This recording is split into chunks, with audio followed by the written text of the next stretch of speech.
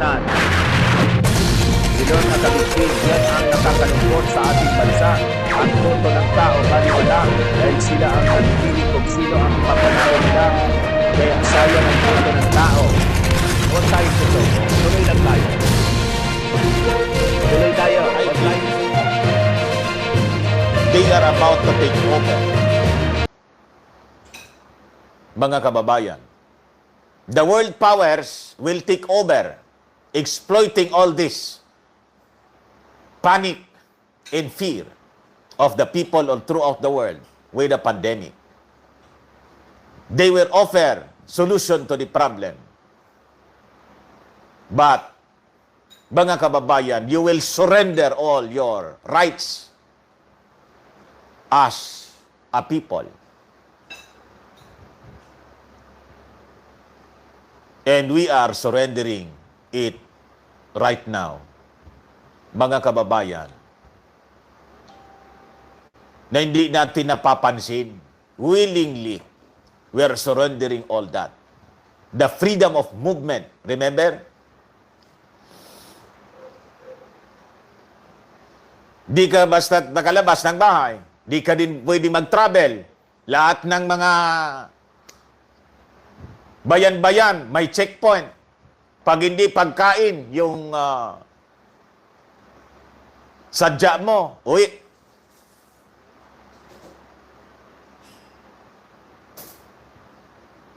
And it is justified, mga kababayan. Justified siya. Bakit? Iniingatan niya natin yung pagkalat ng virus. Ang galing ng ano? Di ba?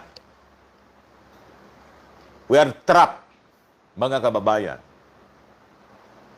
Kasi dami nang namamatay, including doctors.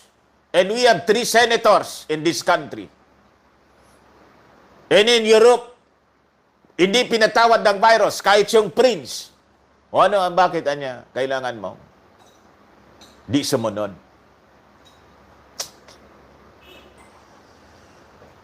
Napakatalino, mga kababayan, ng nasa likod nito. Napakatalino.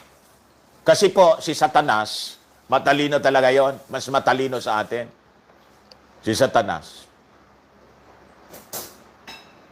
Sa yung pinakang matalino at magaling, the most beautiful of all angels, na nag-ambisyon, mga kababayan, to dethrone God. He is at work right now, mga kababayan. And we are being trapped. Kaya nga po, there is only way of escape.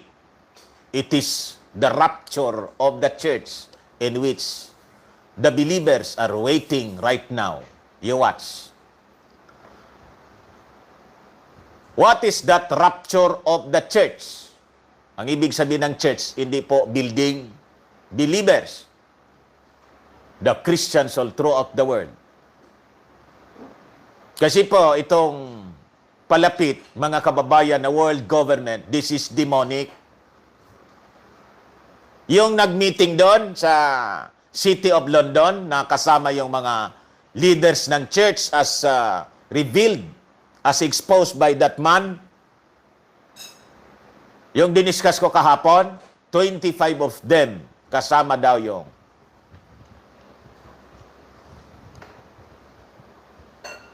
no wonder, mga kababayan, si Pope, inayaan niya yung mga, kawawa man yung mga pari. Ilan yun na namatay?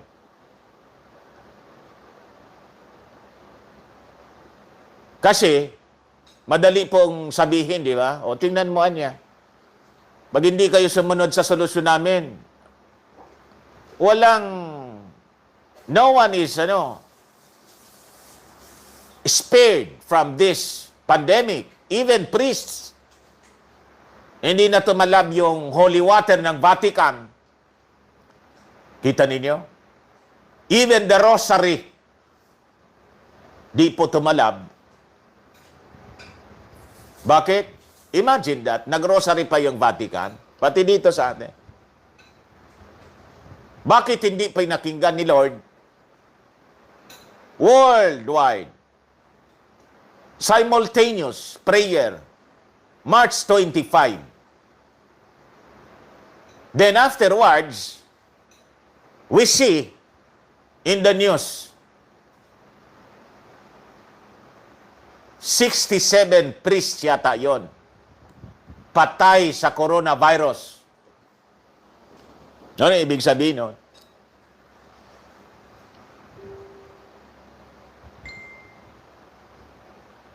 Kita ninyo? So yun po mga kababayan, ang pwede nating asahan, the believers.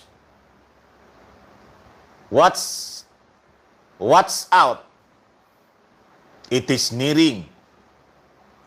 Palapit ng palapit tayo sa the final chapter of human history. And yung mga nagmamagaling po na mga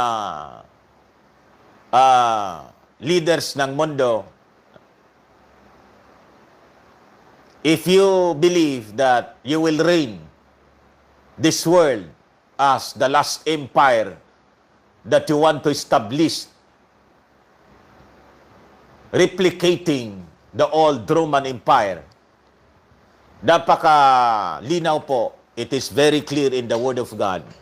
I am appealing to you, world leaders. I think you need to search and research the scriptures. Baka may panahon pa, lumipat po kayo ng side. You are working with the side of the enemies of God. You are working with Satan. And you are preparing the rise of the beasts as described in the scripture. The first beast and the second beast that will enslave the world. Pwede pa kayong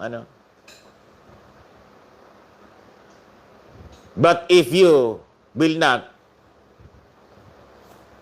sabi ko po sa inyo, your power will not last for more than 7 years.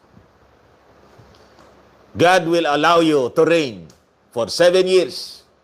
And the Word of God is called it tribulation period. In the tribulation period, mga kababayan, i-describe ko na po sa inyo. Habang may global pandemic, daming namamatay, lumilindol. It's like the 2012 movie. And it's like the Contagion movie. Tingnan ninyo. Yung moving Contagion. At habang may pandemic, umuulan ng apoy, asteroid strike, asteroid impact.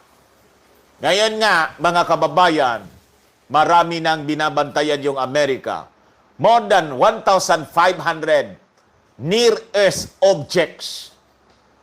And right now, in April, may sinisili po silang comet, ang tawag Atlas. Mga kababayan, palapit siyang palapit sa mundo. It is becoming brighter and brighter. And you know kung ano yung ibig sabihin ng Atlas? I-search ninyo sa kwan. May kahulugan po siya. And other than, may lindol, may pandemic,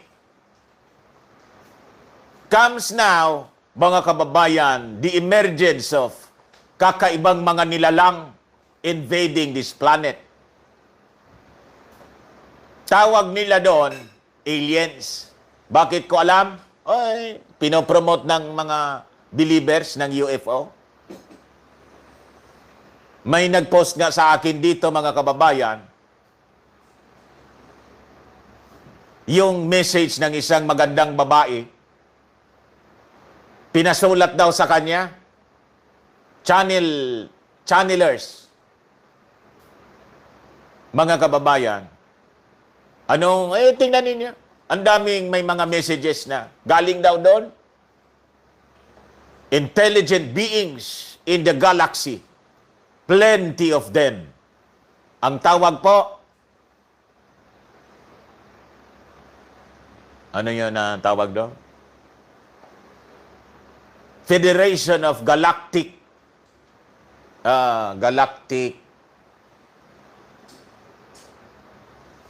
nakalimutan ko. Basta ganon. Federation ng mga galactic daw. Pag pinakinggan mo, sabi ko ito na, great deception shall come. Islands will melt. Mountains will be gone. Pero ang hindi natin maintindihan, despite all these plagues, disasters that will befall this world in the 7-year tribulation, ipakita ko sa inyo yung, sa larawan ko sa inyo yung senaryo. Nagpapatayan pa po tayo ng mga tao. Yung mga tao in the Great Tribulation, parang sinaniba ng demonyo. Yung mga bansa, yung mga leaders, nagpapatayan sila. World War III, mga kamabayan, will be unleashed. Bakit po sinabi kong will be unleashed? Kasi po plano nila yun. Naganda nga po yung Amerika eh. Ano sabi ng Amerika? We are preparing for the worst case scenario sa pandemic na to. And we are planning to relocate Washington. Pag sinabi mong you want to relocate Washington, ang ibig po sabihin nun, it is more than COVID-19 pandemic ang pinagandaan nila. Ang pinagandaan po nila, it is a physical confrontation of militaries of the nations of the world. Yun ang ibig sabihin po noon. People will, mourn.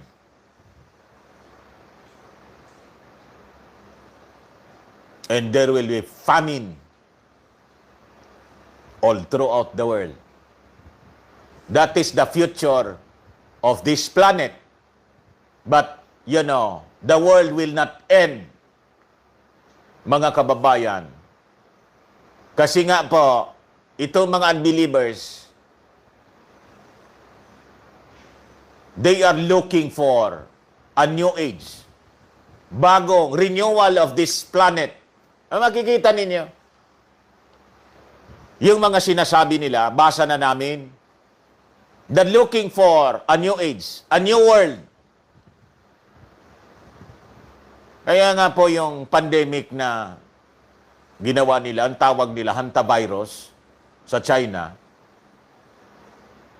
Ano daw yun? New World Virus. Bantayan po ninyo yun. Bantayan natin. O ngayon, the next event, mga kababayan na dapat ninyong bantayan, believers and unbelievers. Ganito po. Sa larawan ko po ang senaryo. Millions of people will be missing. It was promoted, mga kababayan, and the movie Taken, just like Contagion in 2012 movie, and the day after tomorrow, these movies, mga kababayan, tools nila po yon for predictive programming. Kung panonoorin po ninyo doon sa Taken movie, bigla na lang nawala yung mga tao, nangawala. Taken nga eh. It is an alien movie. Ngayon,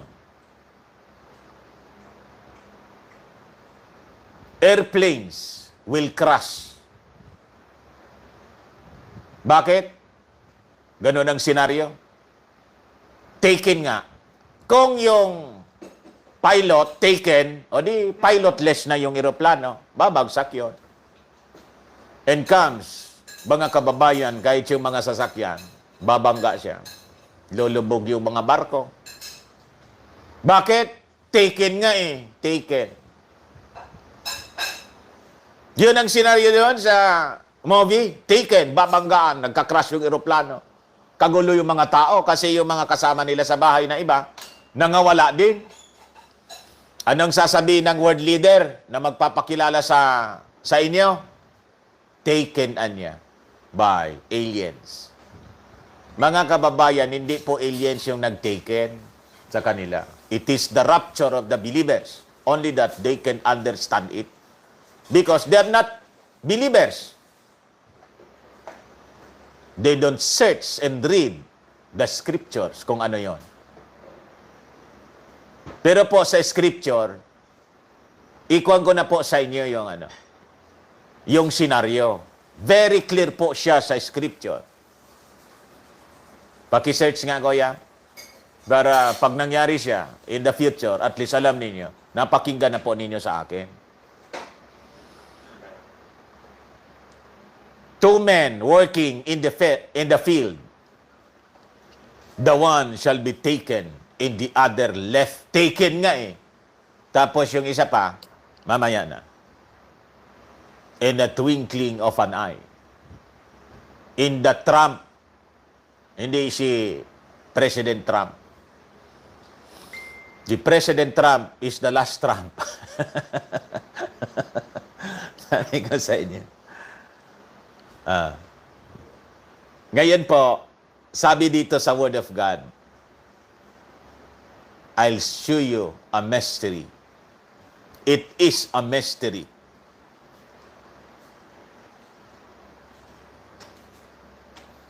Now, I show you a mystery. We all not sleep, no? 40. Ano siya? Matthew 24, verse 40.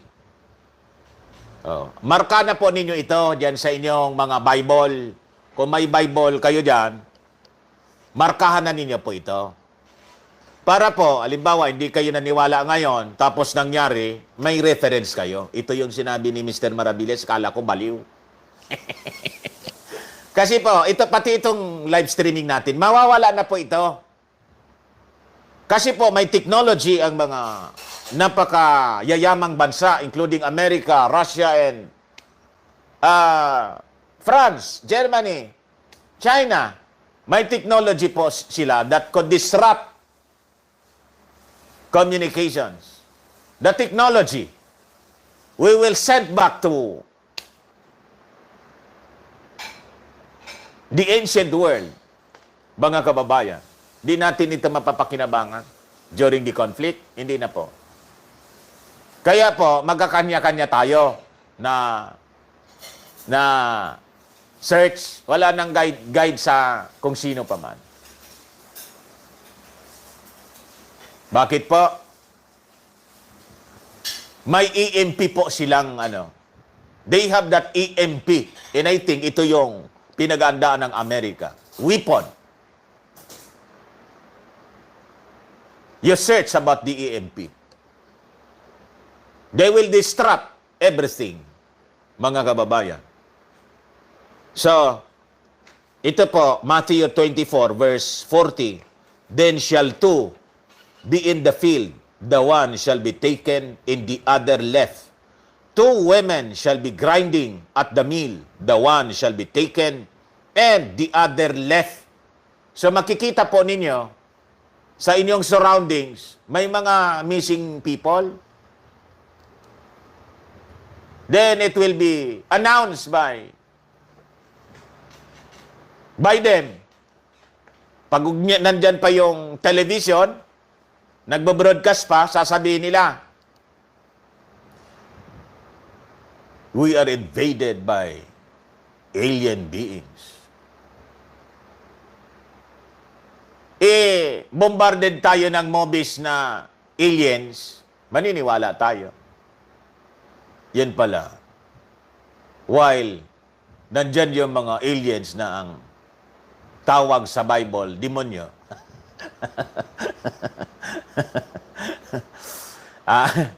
Yun pala mga kababayan, yung mga believers yun, kinuha ng ating Panginoon para pag bagsak yan ng judgment dito sa unbelieving world. Mga kababayan, ligtas yung kanyang mga tagasunod. Kasi nga, ang tawag sa ating Panginoong Hesus, Savior.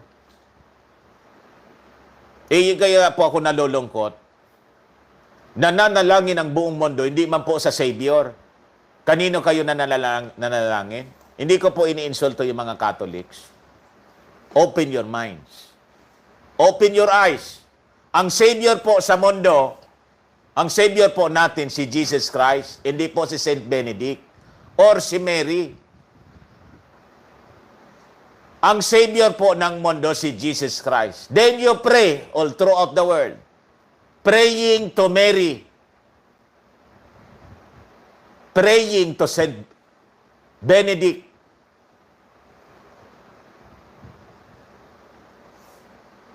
Tao po sila. Wala po sila, mga kababayan, na kakayahang marinig tayo. Bakit? Patay na sila. Di man po sila Diyos. Ang makakarinig ng prayer natin po, si Jesus Christ. Ang makakarinig ng prayer natin po, ang Diyos Ama sa langit. Because God the Father and God the Son and God the Holy Spirit, they are omnipotent, all-powerful God. Omnipresent, kaya maririnig ka. Omniscient, all-knowing. These attributes are attributes of God, never of men. Di ko po kayo iniinsulto. Panahon na malaman po ninyo. So, misdirected yung prayer. Sayang ng prayer po. Kasi po, yung pinanalinginan po ninyo, pasensya na po. Ayoko ko yung saktan. Yung panalangin po ninyo, di manarinig ng Diyos. At galit yung Diyos doon kasi hindi man kayo nanalangin sa Kanya, nanalangin ka kay Mary.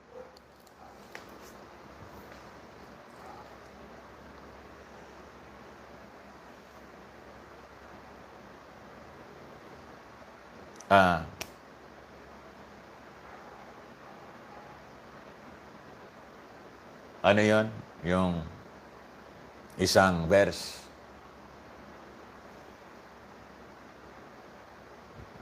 In a twinkling of an eye, in the trump of God. People will be missing as in the movie Taken, mga kababayan. In a twinkling of an eye. Kaya wag na ninyo pong yung mga anong tawag doon? Maiiwan dito po, left behind. Those who will be left behind. May movie din po noon, Left Behind. I-search na ninyo sa may book niya, Left Behind. 52. Ha? 52. 52? 1 Corinthians chapter 15, verse 52. 51 muna. Galing sa 50 po, para malinaw. Now this I say, brethren, that flesh and blood cannot inherit the kingdom of God, neither does corruption inherit incorruption. Sa langit po, flesh and blood, itong flesh natin, hindi po yun. Hindi po. Di tayo pwedeng pumunta doon with flesh and blood. Hindi. Paano yon? Ito po ang kwento rito. Behold, I show you a mystery. Verse 51 ng 1 Corinthians chapter 15. Behold, I show you a mystery. We shall not all sleep, but we shall all be changed. Ang ibig sabihin ng sleep dito, mga kababayan, may mga tao daw na hindi mamamatay in flesh. But these people will be changed. Babaguhin yung ating physical. Naniniwala kayo nun? Posible naman ngayon yun. Okay. The Word of God can never be wrong. This is a mystery that will be revealed very, very soon sa atin. And people will be shocked. Bakit po? Nawala yung kanilang papa, nawala yung kanyang nanay, kasi believer po siya.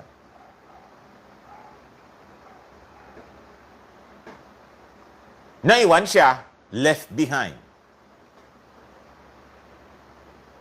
Behold, I show you a mystery. We shall not all sleep, but we shall all be changed. In a moment, in the twinkling of an eye, napakabilis po, isang kisap mata, pak! Nawala. In a twinkling of an eye, at the last trump, for the trumpet shall sound, in the dead shall be raised incorruptible, and we shall be changed. 53. For this corruptible must put on incorruption, and this mortal must put on immortality. So when this corruptible shall have put on incorruption, and this mortal shall have put on immortality, then shall be brought to pass the saying that is written, death is swallowed up in victory.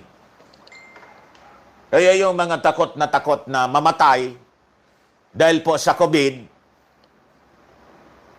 just believe in the promise of our Lord Savior. Death will be swallowed in victory. Napakalalim na niyan yun, Mr. Maravillas. So, mga kababayan, maraming salamat kasi po kahit bumaba yung ating nanonood as I discuss the scripture, okay lang po yon. No problem. But still, we have 2,600 viewers. This is not an accident, mga kababayan, that God allows you to listen to this live streaming, this episode. Ang ibig sabihin noon, mga kababayan, the Holy Spirit is working right now, allows you to listen to His Word, to His warning, para po magbukas ng opportunity sa inyo at pag-asa. Habang buhay, may pag-asa. So binibigyan po tayo ng pag-asa as you listen to the Word of God. He will come as He promised and is coming very, very soon. Sana po, as He comes to judge the world, hindi tayo kasama sa left behind. Alam po ninyo, every day, I pray to my friends, families, for my friends and families. At yung mga nanonood sa atin na sana, sabi ko, gamitin ang ating Panginoon na magbalik loob tayo sa Kanya. At siya nawa, masumpungan natin ang kaligtasan sa Kanya. That is the only way. And that is the only escape. Wala pong ibang ruta. Walang ibang ruta. With the plan of the last world dictator, sabi ko sa inyo, hindi nga natin, kung hindi natin ito kinikwento, who will know? Who will understand na we are being, trapped? Unti-unti po tayo. Ang description ko po sa mundo ngayon, yung mga tao inilagay sa isang kawa, puno ng tubig. Ang hindi alam ng mga tao na nasa kawa, inalsa na pala yung kawa, inilagay sa pugon.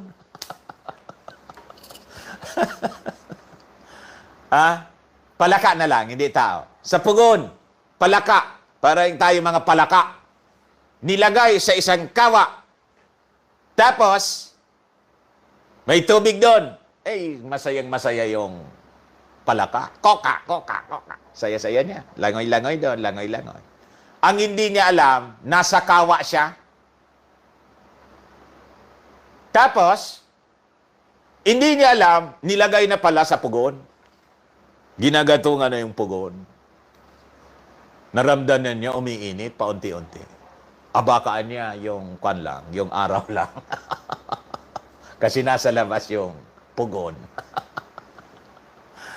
Then, it's too late, mga kababayan, nang ma-realize ng palaka, kumukulo na yung tubig. Hindi na siya makatalon. By analogy, mga kababayan, itong nangyayari sa ating mundo, ganon. Ganon kaseryoso itong mga planners. Ganon kaseryoso. They will not stop, mga kababayan, hanggat hindi nila nakuha yung gusto nila. And they have no mercy. Wala silang awa sa sino man. They will control our buying and selling. Pag hindi ka kaalyado nila, hindi ka kakain. Panoorin po ninyo yung si Dr. Wolf. They will digitize the money para kontrolado po nila. Aalisin po nila. They will collapse the banks para nakacentralize yung bangko. The money, the physical money that we see today, magkuha na po kayo, para may souvenir. It will be gone. Didemonetize nila yan, kahit tawak mo yung pera, ay hindi na yan uso, obsolete na yan, ito na yung pera natin. The new economic model as announced by Prince Charles. Kaya po, kung halimbawa hindi makasurvive si Prince Charles, ibig sabihin nun, totoo yung COVID na dumapo sa kanya. Pag nakaligtas, hindi ko sinabing dapat hindi siya makaligtas. Hindi ko sinabi. Pag nakaligtas si Prince Charles, nag-announce si Prince Charles, ay recovered. Okay. Ang ibig sabihin nun, hindi man totoo yun na nagka-COVID siya. Drama lang yon para to intensify the pressure lang, promoting the agenda and telling us na seryoso po yung COVID. Yung Prince niya, tinamaan, ba't hindi ka susunod? So walang argumento, mga kababayan, na uubra. Laging panalo sila. Laging panalo. Tama, mga kababayan. So, I think, ayos na po yun. Maraming salamat po sa inyong panonood. And lumampas tayong 3,000. 3,000 ilan? 3,000 plus. Plus. This is, record-breaking. Sa ating broadcast. Maraming salamat. Atin po ito sa inyo ng Firmax Firming and Lifting Cream. So, ibig sabihin niya, naniniwala siguro kayo sa kwento ko.